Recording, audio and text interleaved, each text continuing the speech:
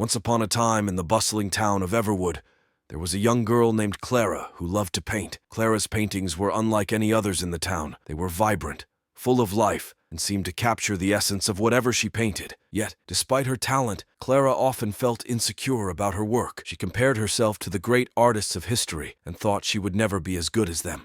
Clara's mother, an insightful woman with a gentle heart, noticed her daughter's struggles. One sunny afternoon, she invited Clara to join her on a walk through the nearby forest. Clara reluctantly agreed, thinking a walk might clear her mind. As they walked, they came across an old, wise oak tree. Clara's mother suggested they sit beneath it for a while. After a moment of silence, Clara's mother spoke. "Do you know why this tree is so magnificent?" Clara looked up at the sprawling branches and the leaves dancing in the breeze. "Because it's old and big," she guessed. Her mother smiled, partly, but more importantly, this tree is magnificent because it is exactly what it is meant to be. It doesn't try to be a flower or a river. It simply grows and thrives as an oak tree.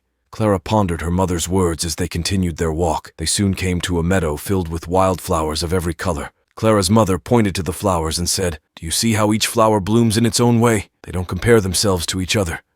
They simply bloom, adding their own unique beauty to the meadow." That evening, Clara returned to her studio with a new perspective. She realized that her art didn't need to be like the great masters to be valuable. Her unique vision and style were what made her work special.